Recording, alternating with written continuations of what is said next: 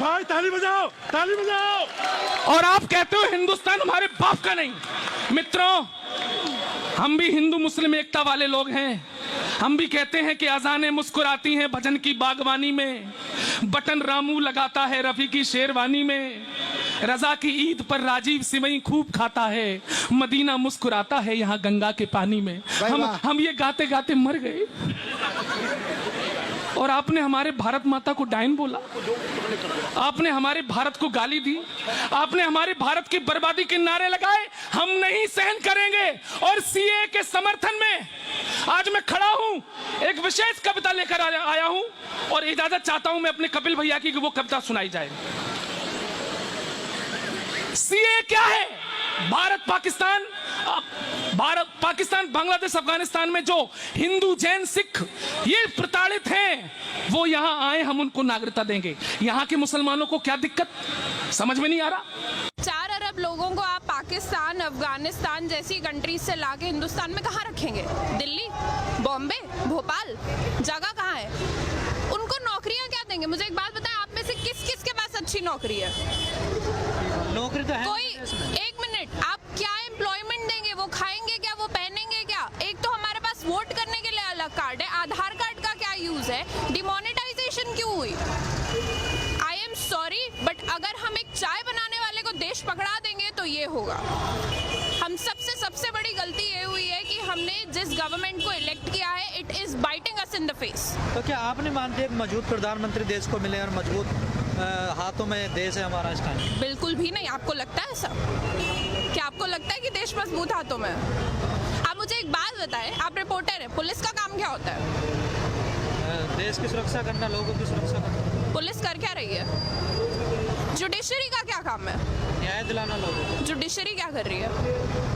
तो आप देख रहे हैं, मैं लॉ स्टूडेंट हूँ, मैं कॉन्स्टिट्यूशन जैसे सब्जेक्ट्स को पढ़ती हूँ। ये जो कहते हैं ना कि बच्चे टेररिस्ट हैं, जो सुबह लोग बैठ के चाय पे ये सब्जेक्ट्स के बारे में पढ़ते हैं ना, कि न्यूज़ पढ़ते हैं, पॉलिसी आई, हम पूरी रात बैठ के उन पॉलिसीज को बनाते हैं, हम स्टडी करते हैं, हम रिसर्च करते हैं और हम इम्प्लीमेंट करते हैं। तो तुम हमें बताओ कि हम क्या कर रहे हैं? और हम जो प्रोटेस्ट कर रहे हैं ये बिल्कुल गलत नहीं है। कोई मुझे बता दे कि ये गलत है, मैं तो आपको मूर्ख समझूंगी। इसमें गलत क्या है? आपको डिसेंट में और आपको हम लोग we are showing you dissent. आपने पुलिस का अभी नाम लिया कि पुलिस क्या कर रही है। जैसे जेएनयू की घटना हुई है, कहीं ना कहीं पुलिस पे एक बड़ा आरोप लग रहा है कि पुलिस ने ठीक से काम नहीं किया।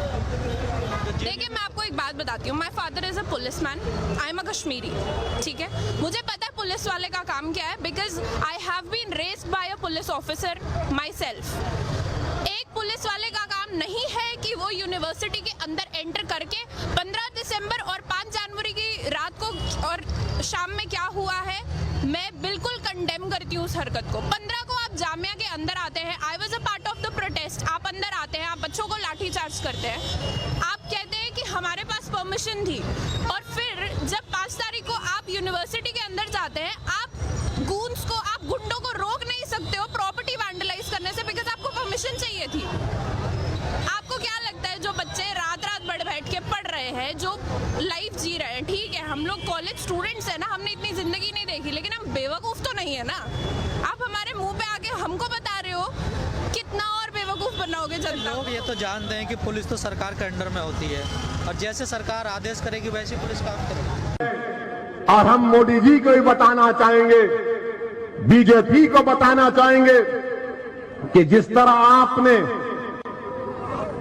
ये तमाम किसानों के लिए ये 3 कानूनों को, कृषि कानूनों को वापस लिया, हम आपसे इस बात का डिमांड करते हैं कि CAA कानून को भी वापस लिया जाए।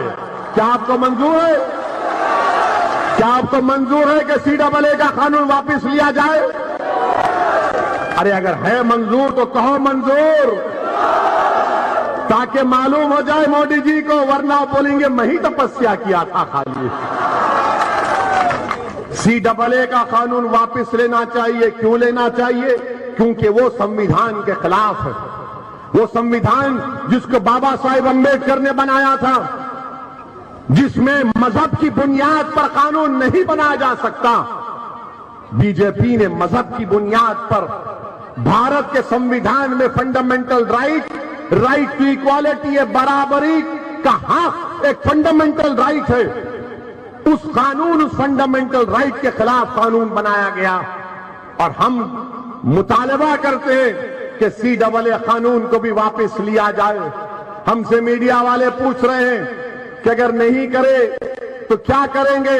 अगर NPR और NRC का कानून बनाएंगे तो हम दोबारा रोड पे निकलेंगे, यहीं पर भी शाहीन बाग बनेगा इंशाअल्लाह ताला। याद रखो आप, हम खुद आएंगे यहां पर।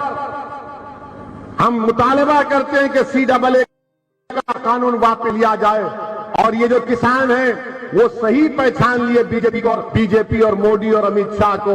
वो उनकी बात का यकीन नहीं कर रहे हैं। वो ये कह रहे हैं कि जब पार्लियामेंट शुरू होगा, जब पार्लियामेंट में बिल आएगा तो हम फैसला करेंगे। क्योंकि जब CAA का कानून पार्लियामेंट में आया, उससे 2 दिन पहले देश के प्रधानमंत्री नरेंद्र मोदी ने कहा था कि कहां NPR NRC की बात इसमें है। हमको याद थी, हमने पार्लियामेंट में तकरीर की और जब अमित शाह हमारे सवाल तकरीर का जवाब देने के लिए पार्लियामेंट का खड़े हुए तो हमने कहा अमित शाह ये तो बता दो NPR NRC होगा नहीं होगा? तो अमित शाह ने खड़े होकर कहा ओवैसी जी NPR NRC तो होगा। हमने कहा तुमने सच कहा और मोदी ने झूठ कहा। बाहर देखना जाकर वीडियो है अमित शाह का, हमारी तरफ घूर घूर के देख रहे थे, ऐसा देख रहे थे कि हमको कच्चा खा जाएंगे। हम कहे कि घूरने से कुछ नहीं होता हमको, बहुत लोग घूरते हमको, बहुत से लोग घूरते, कोई फर्क नहीं पड़ता। मगर किसानों ने जान लिया नरेंद्र मोदी को। उन्हें कहा कि इनकी बात का यकीन नहीं किया जा सकता। याद रखिए NPR NRC के रूल बनेंगे और अगर ये होगा तो आसाम में जिस